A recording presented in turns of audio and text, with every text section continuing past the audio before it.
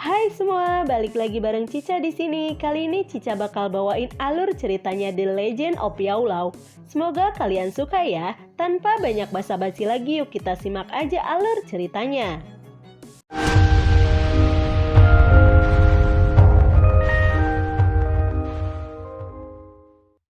Di cerita sebelumnya, pada saat itu, wajah ayahnya benar-benar pucat dan seluruh tubuhnya berlumuran darah. Ketika dia berbaring di tanah dengan mata tertutup, Luo Bing dan semua saudara lelaki ayahnya yang lainnya semuanya memiliki wajah yang sedih. Yao Chen, kita temui. Luo Bing menggigit bibirnya.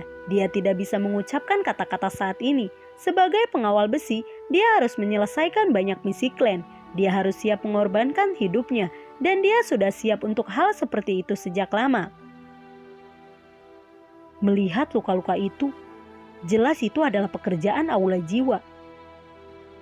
Hal semacam itu tidak bisa dibiarkan. Sayang sekali, dengan bakat Yao Huo, dia seharusnya menjadi seorang alkemis. Tapi dia bersikeras menjadi seorang pengawal besi.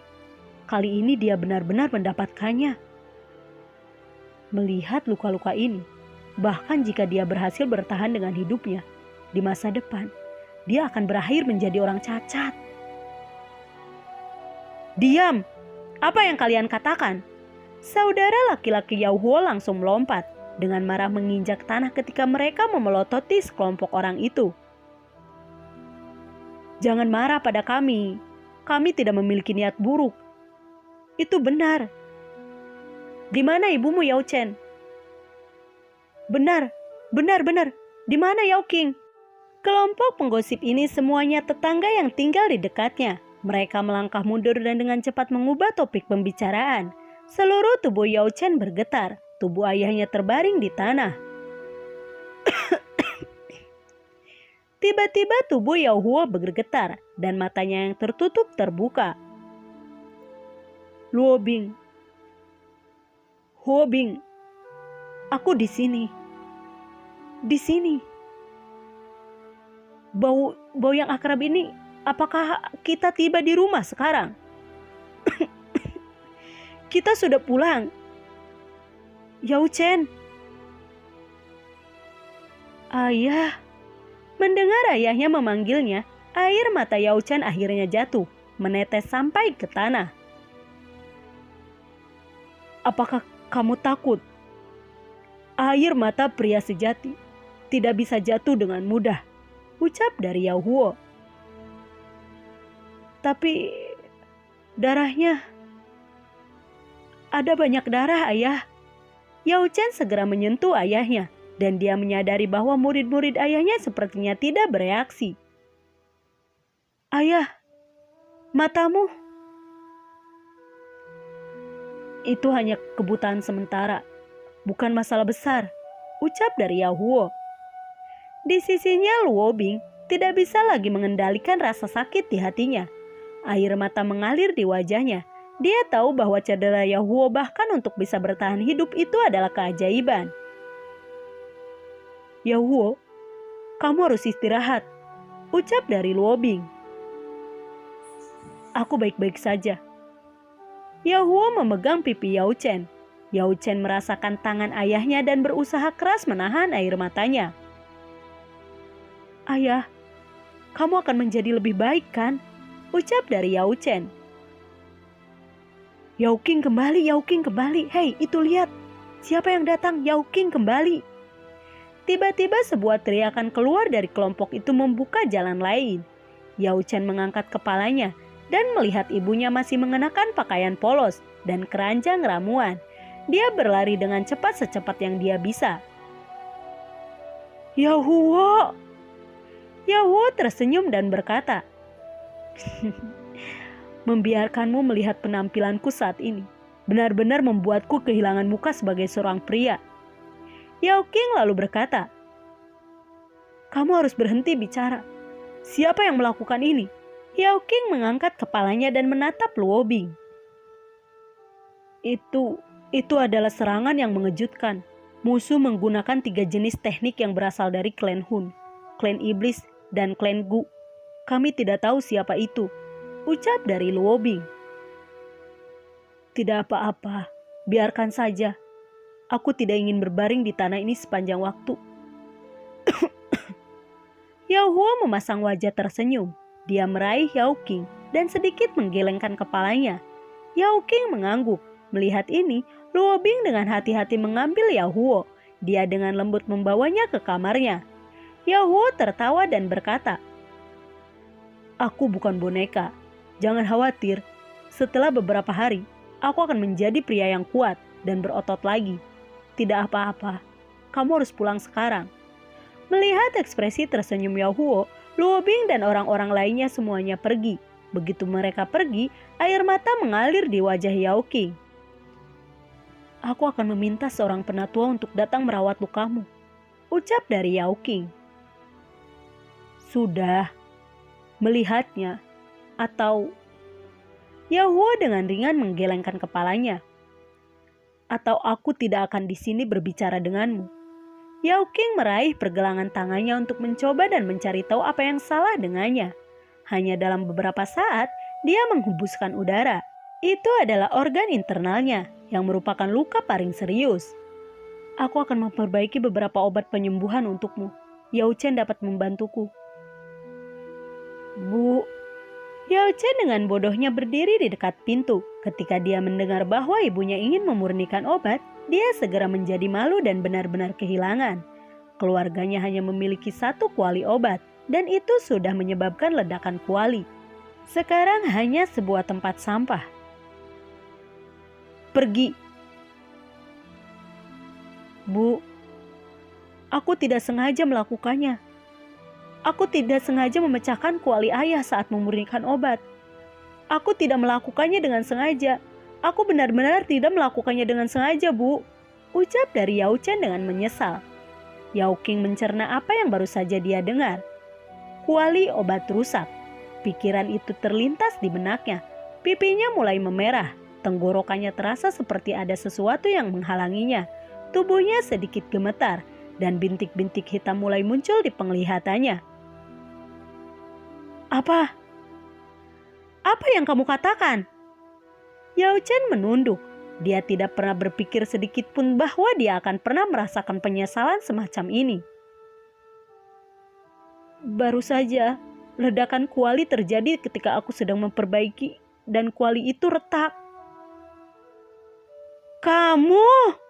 Tamparan Yao Qing mendarat di wajah Yao Chen. Yao Qing tidak tahu mengapa dia mengulurkan tangannya. Namun, melihat Yao Huo yang selalu kuat dan melindunginya, sekarang berbaring lemah di tempat tidur. Hatinya menjadi berantakan. Sebenarnya dia yang paling malu dan tidak tahu harus berbuat apa. Di tempat tidur Yao Huo mulai batuk lagi. "Yao Qing, itu hanya kuali obat.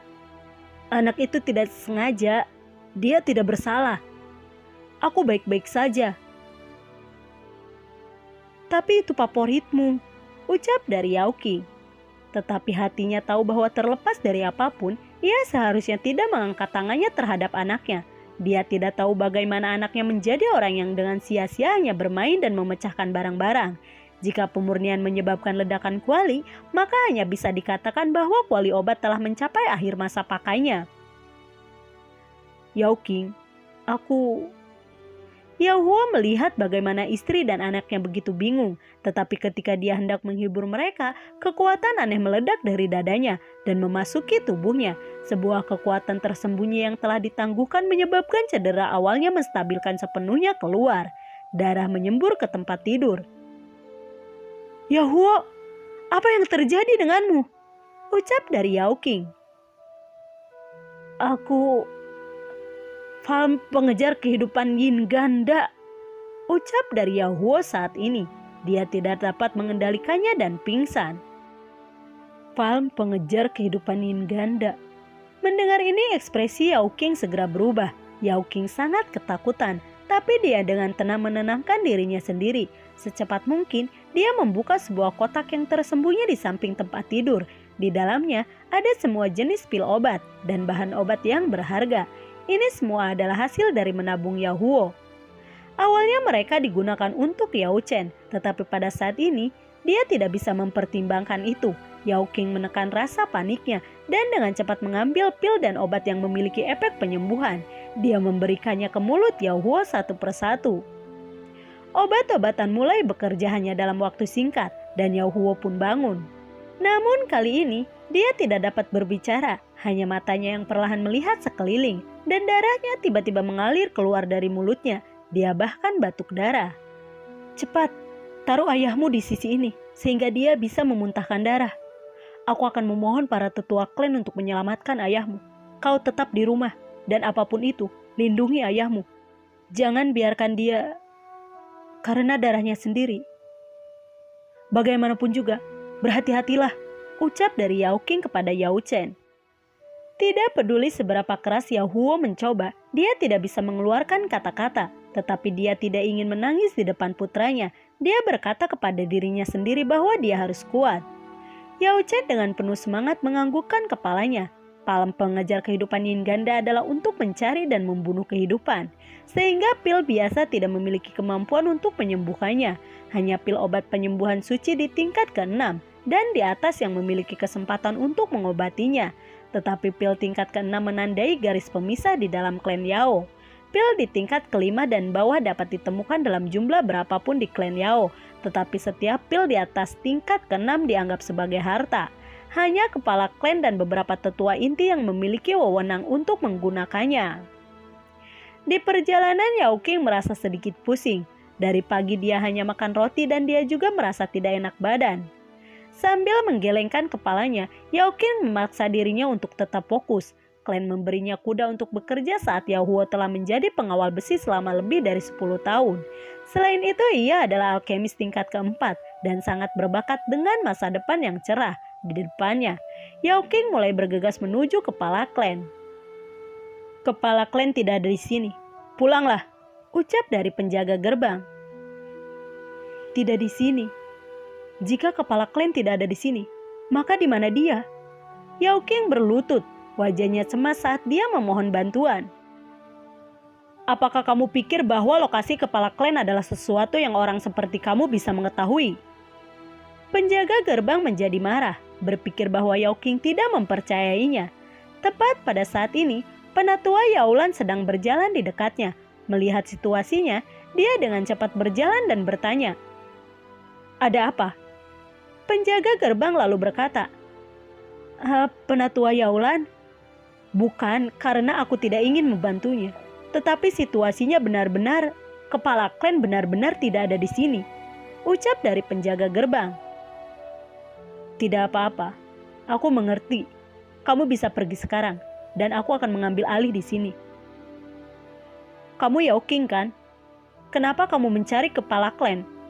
Yaolan mengenali Yao King sebagai istri Yao Huo. "Penatua Yaolan?" Yao King buru-buru memberitahunya tentang kondisi Yao Huo, menceritakan semuanya termasuk palem pengejar kehidupan yin ganda.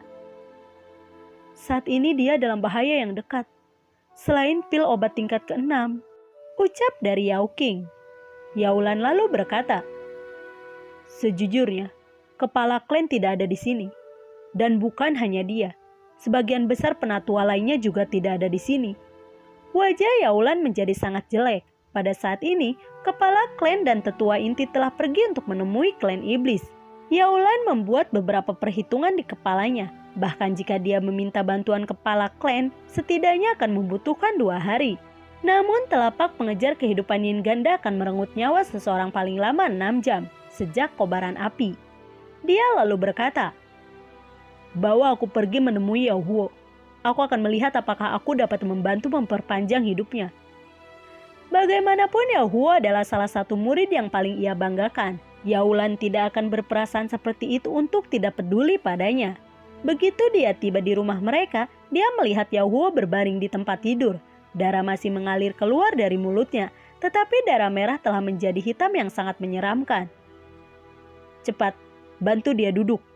Yaolan dengan cepat mengeluarkan semua obat penyembuhan yang dimilikinya dengan beberapa pil obat tingkat ke-5 yang sangat berharga. Masalahnya adalah ini hanya bisa memperpanjang waktu yang diperlukan untuk pal pengejar kehidupan yin ganda untuk sepenuhnya meletus. Meskipun Yaolan juga seorang penatua, sebagai penatua klan sekolah, Ada jarak yang sangat besar memisahkannya dari para penatua inti. Ini tidak baik. Pil-pil ini hanya akan memungkinkannya bertahan hidup selama 1 hari. Dan kemampuannya untuk menyerap lebih banyak obat telah mencapai batasnya. Tidak peduli berapa banyak pil tambahan tingkat kelima yang dia makan, semuanya tidak berguna. Tetapi mungkin menggunakan beberapa ramuan obat yang sangat luar biasa juga akan memperpanjang umurnya sedikit. Ucap dari Yaolan. Dia dengan hati-hati merasakan denyut nadi Yahuo. Setelah beberapa saat, dia menyatakan diagnosisnya dan menulis daftar obat-obatan yang dapat memperpanjang hidup Yahuo. Dia tidak bisa mengatakan bahwa meskipun ramuan obat ini dapat memperpanjang hidup Yahuo, mereka semua sangat berharga dan nilainya menakutkan. Aku akan meminta obat, ucap dari Yao Qing. Aku akan tinggal di sini. Kalian harus pergi bersama, ucap dari Yaolan sambil melirik Yao Chen. Yao Qing mengangguk, mengambil Yao Chen. Dia sekali lagi dengan cepat bergegas keluar. Yao Chen ingin bertanya kepada ibunya. Ayah akan baik-baik saja bukan? Tetapi dia benar-benar tidak berani membuka mulut. Ibunya tidak pernah memiliki wajah pucat seperti itu.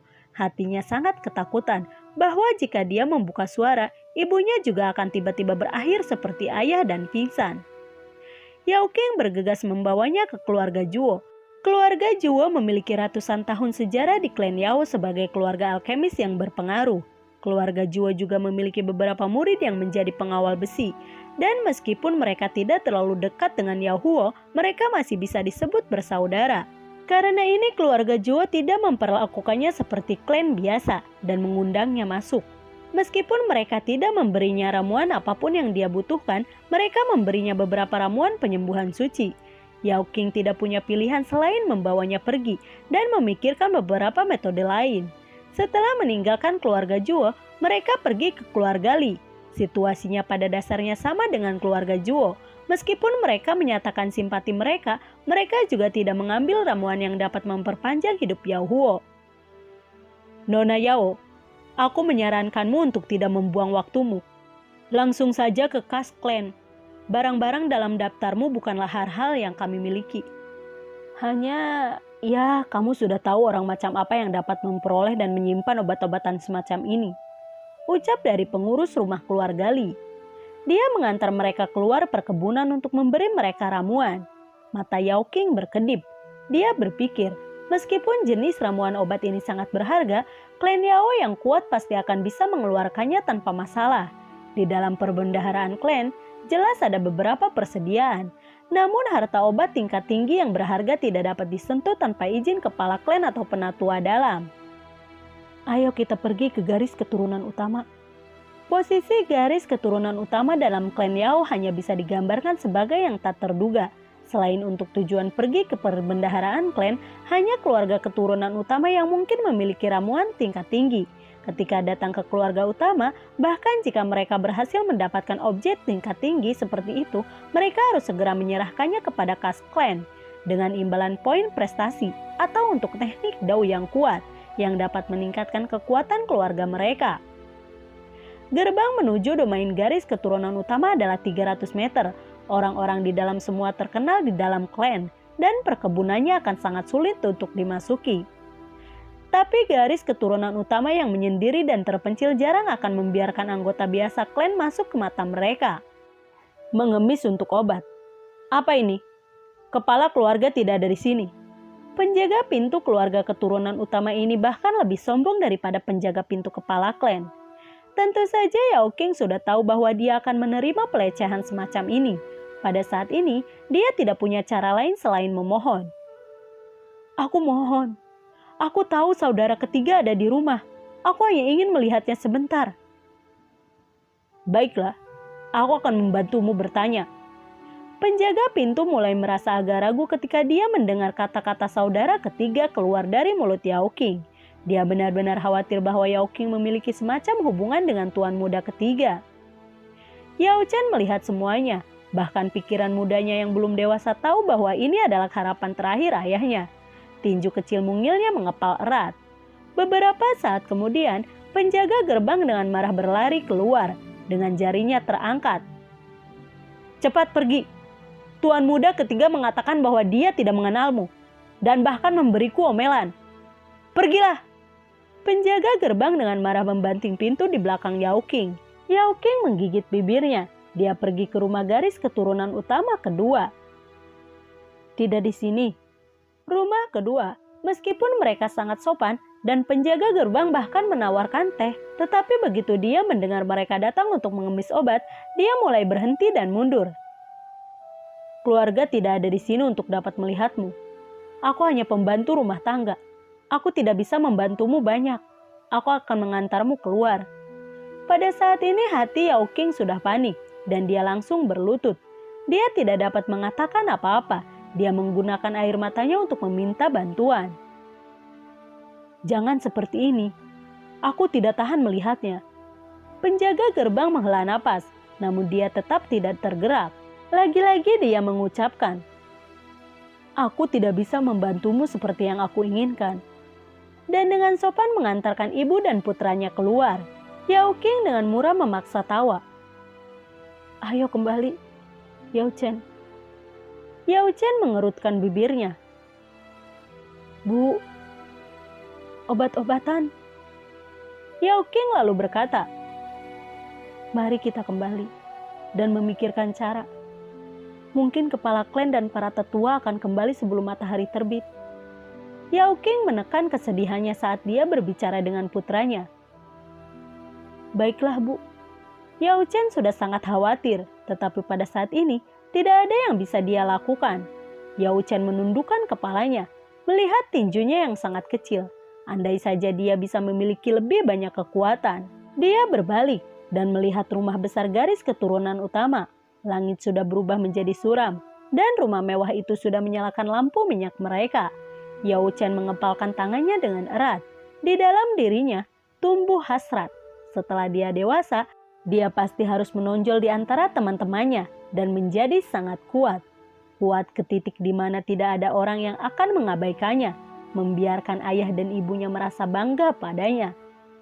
Kembali ke rumah, mereka melihat penatua Yaolan yang sedang memperbaiki obat.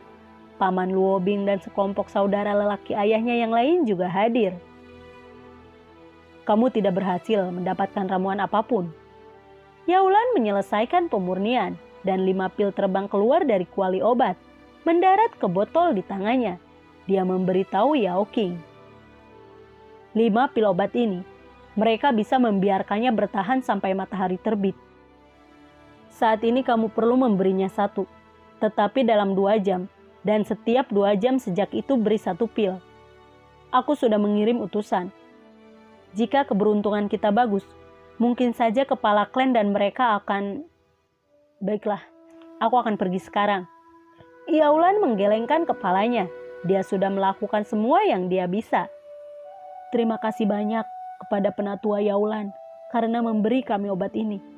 Aku akan selamanya mengingat ini. Chen Er, cepat berlutut.